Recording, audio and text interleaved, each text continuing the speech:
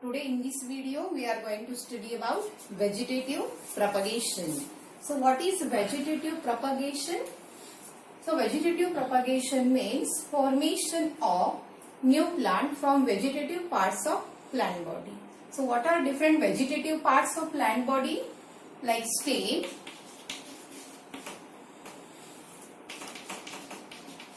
leaves, roots. These are vegetative parts of plant body. Stem, leaves and roots. These are vegetative parts of plant body. Formation of new plant from such a vegetative parts of plant body is called vegetative propagation. Okay. Then such a natural vegetative propagation takes place in many plants as well as that in horticulture and agriculture. Artificial vegetative propagation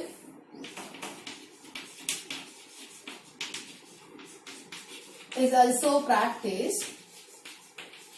So artificial vegetative propagation means, so here it is used in agriculture as well as in horticulture.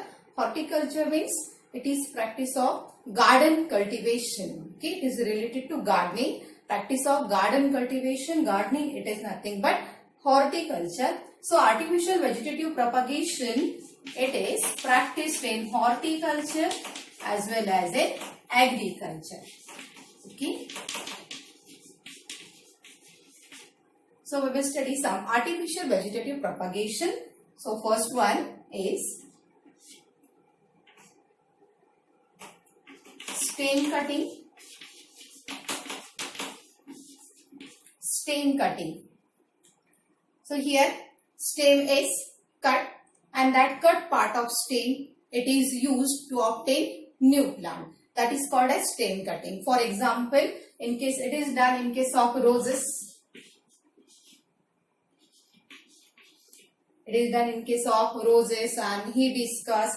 So here in many plants we can do such a stem cutting. Okay. So here that suppose if this one is plant and here stem is cut and it is placed in soil. And from such a stem cut, we will get new plant like this. Okay. So this is stem cutting. So it is done in roses, then in hibiscus. In many plants, we can practice such a stem cutting. Again, root cutting.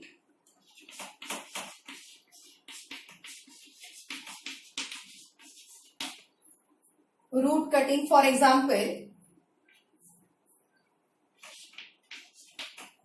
in case of blackberry. In case of blackberry, like that of mulberry. Blackberries are very similar to mulberries, black in color and a little large in size as compared to mulberry. So how that blackberry is cultivated, how it is vegetatively propagated. So here instead of stem, root cuts are taken. Okay, and that root cuts are placed in soil and from each root cut you will get new plant. So that is root cutting. Then we also can use leaf cutting. In case of Sansevieria, Sansevieria, that is snake plant. Sansevieria, that means snake plant. So this plant is grown in, it is decorative plant which is grown in pots. So such a snake plant or Sansevieria, it is propagated by leaf cutting. That is, one leaf is taken, then leaf is cut into many pieces and that pieces are placed in soil. From each piece you will get new plant. So thus we can obtain new plant by leaf cutting in Sansevieria, that is snake plant. So thus stem cutting method can be used like that of roses and hibiscus. Then root cutting can be used, for example, blackberry, okay, like that of mulberry. Blackberry, it is black in color but large in size. So root cutting, then leaf cutting, Sansevieria, snake plant. Okay. Now next one is grafting.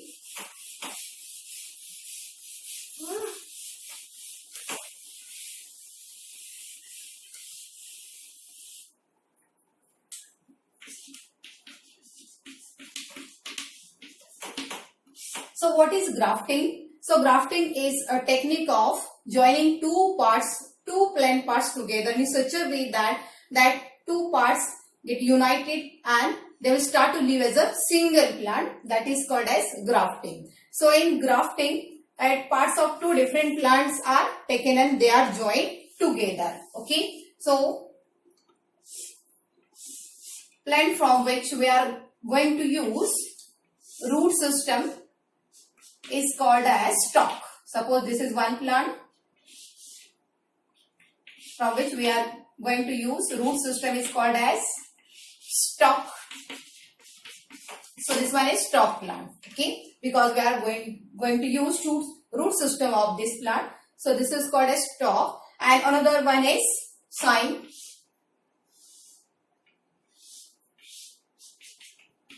Suppose this is another plant.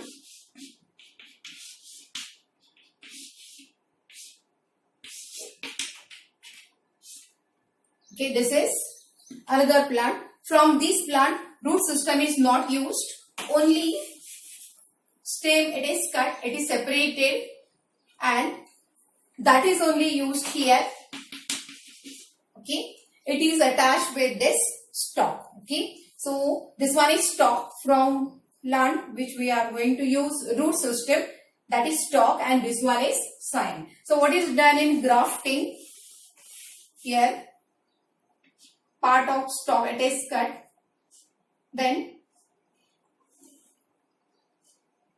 here V-shaped notch is given to this plant, then from this side that this lower end wedge like shape is given, and then that side it is fitted here like this, and this part which is joined together it is wrapped with suitable material. Grafting tape is there. With the help of that grafting tape, this part is tied, and thus two plant parts are joined together. Now this plant will start to grow as one plant only, which is having two different plant parts, stalk and cyme. Okay, so plant from which we are going to use root system is stalk, and that another plant from which we have taken only small plant part and it is inserted here, so that part is known as cyme. So the stalk and cyme, these are from two different plants. Okay, so in this grafting we are going to study about tea budding, which is one type of grafting. Tea budding. Tea budding. Tea budding, it is practiced in roses, pears and apple. It is practiced in roses, apples and pear. So how that tea budding is done? So for tea budding also we need one stalk and one cyme. Okay. So suppose this is one plant. Tea budding, we will study tea budding in roses. Okay.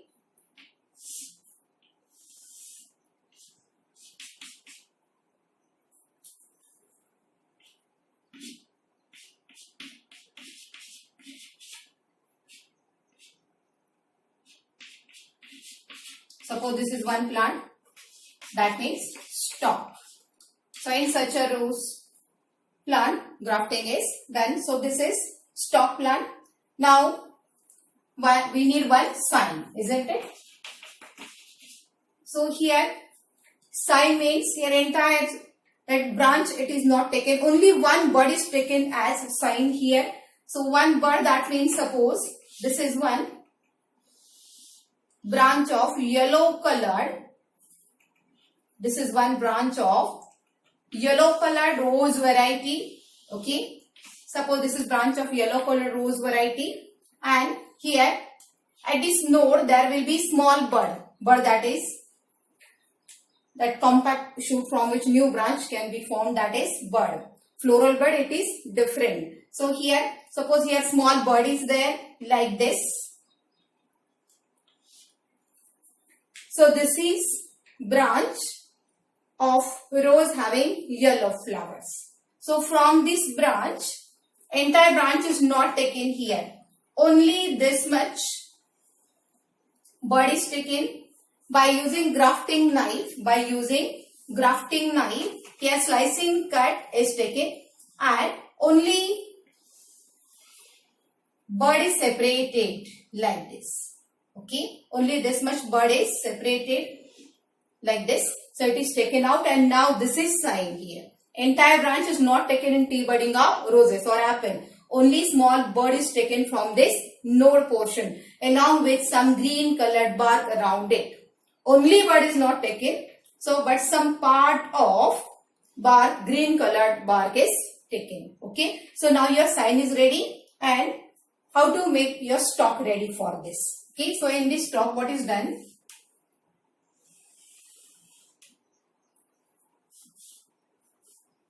So draw it large in size. Okay. I can explain this. So here in this stock what is done? First one cut or one horizontal cut is taken here like this. Okay. One horizontal cut is taken. Then one vertical cut is taken with the help of grafting knife. One vertical cut is taken. So here you can see T-shaped cut is there. One is horizontal and one is vertical. One is horizontal and one is vertical. Now with the help of knife, here bark is separated to get two flaps. Okay. So thus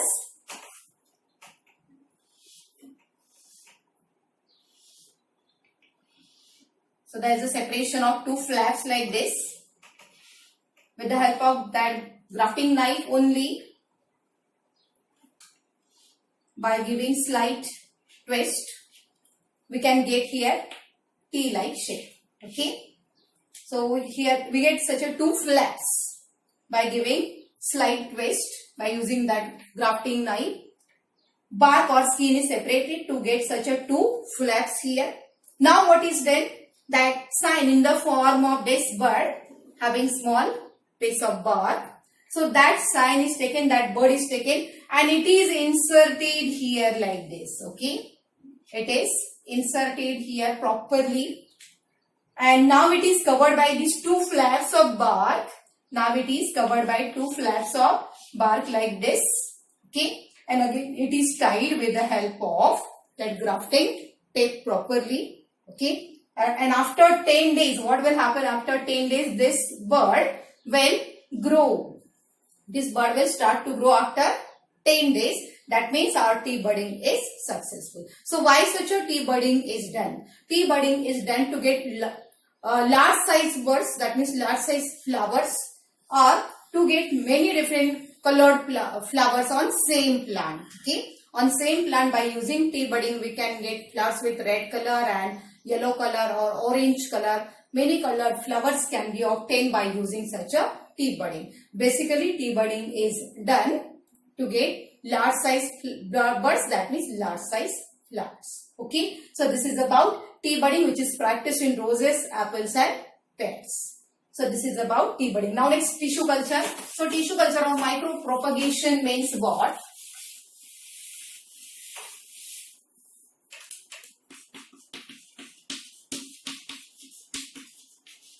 In tissue culture,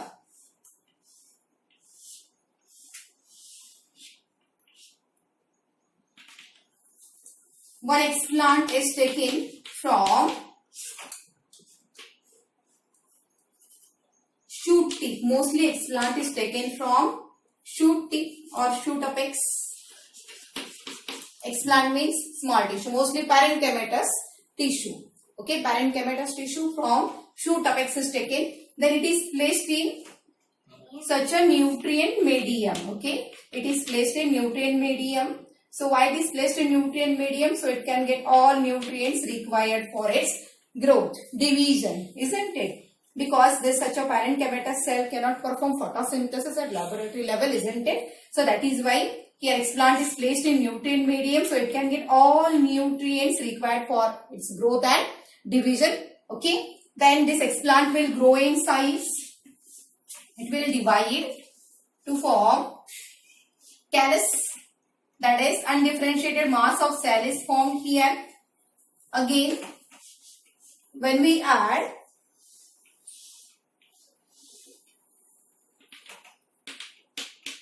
cytokinin, cytokinin is 1 plant hormone, isn't it? So when we add phytokinin, then we get such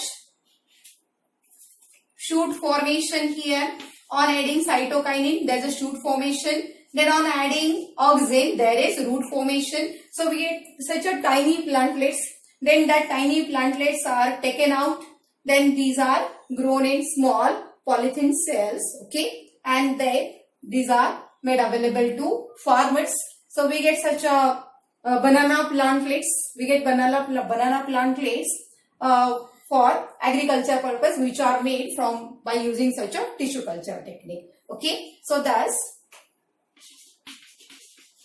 we get new plantlets, large number of plantlets by this method of tissue culture. So this is tissue culture or micropropagation, in which we can obtain large number of plants by using such a small explant, which is mostly taken from shoot apex. So this is about tissue culture or micropropagation.